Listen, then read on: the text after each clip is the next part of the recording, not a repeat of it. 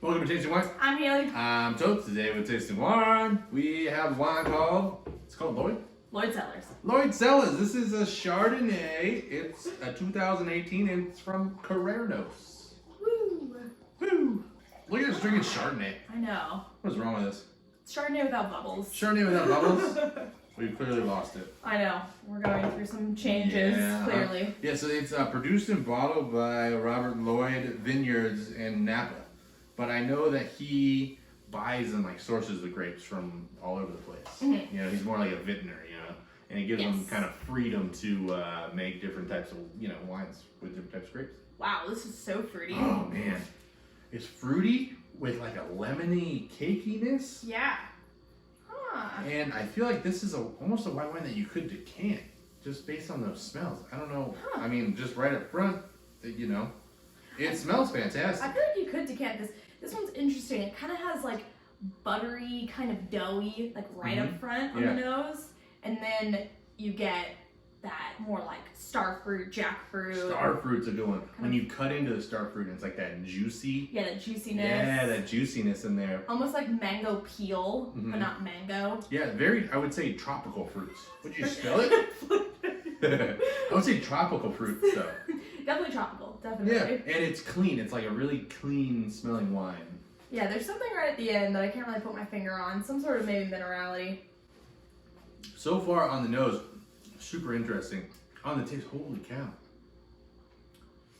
It's very clean, but it has like little speed bumps in there that are kind of like little complexities. That's why I think if it was decanted, it would open it up. I've never decanted a white wine. I've heard about people doing it. It's weird because I kind of feel like decanting this would do it just, or maybe if we ran it through the aerator. Maybe that, yeah. Because I feel like it's super butter up front, like huge butter ball, very powerful. But I think because that's like really powerful up front, and then it kind of like stops short, and then you get a kind of a little taste of fruit.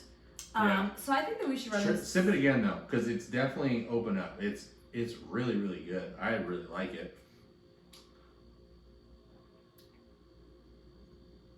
It's a little bit more fruity. Yeah. But I still think it's like super butter doughy in the front. Which I like. I do like. No, I do like. Okay. I do like. I know he has a few different labels, and they're all like this is I think like they're higher in line because this is like the most money I've ever spent on Chardonnay. It was like $50. Yeah. Yeah. Pretty expensive. Pretty expensive Chardonnay. Pretty expensive. But he has like a pretty impressive resume. Not gonna lie. Oh yeah. See what that's about. Okay, let's see.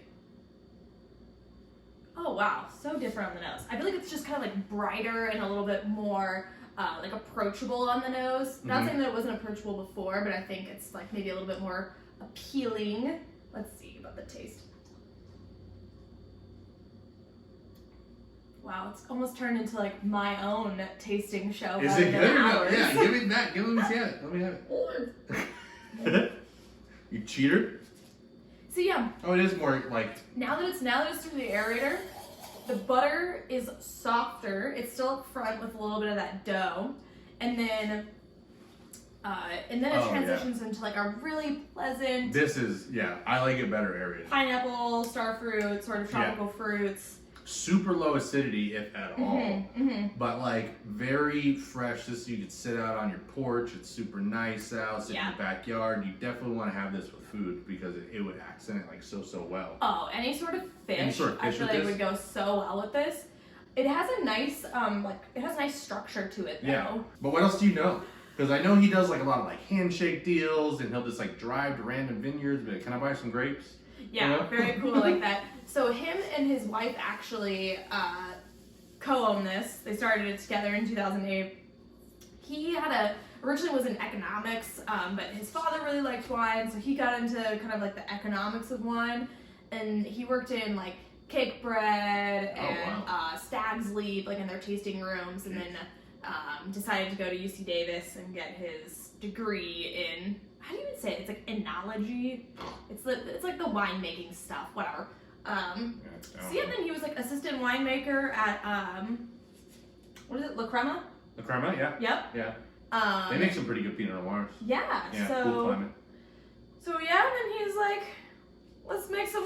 10, and his wife at the time, she was in SF. She was like in the fashion industry and also had her own company called Ladies in the Tramp. It was like, or Tramps, I think, plural. It was like a dog and pet thing. Like they made like dog treats and stuff, but I also think they made like clothes, and then maybe it was like a pet sitting service. Not really sure. Anyway, she sold that and then moved to Napa with him, and then she got in the lingerie business. So they always had a joke. They were like, "Oh, we're the like we love sin, wine and lingerie." Wine and lingerie. What a couple. That's. What a couple. I might need a career change. Yeah, but I guess they had a tent at Bottle Rock.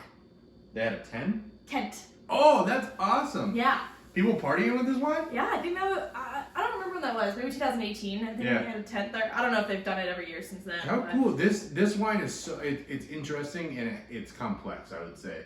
I think it's fantastic though. But like I said, it definitely needs food. Oh, for sure. Yeah.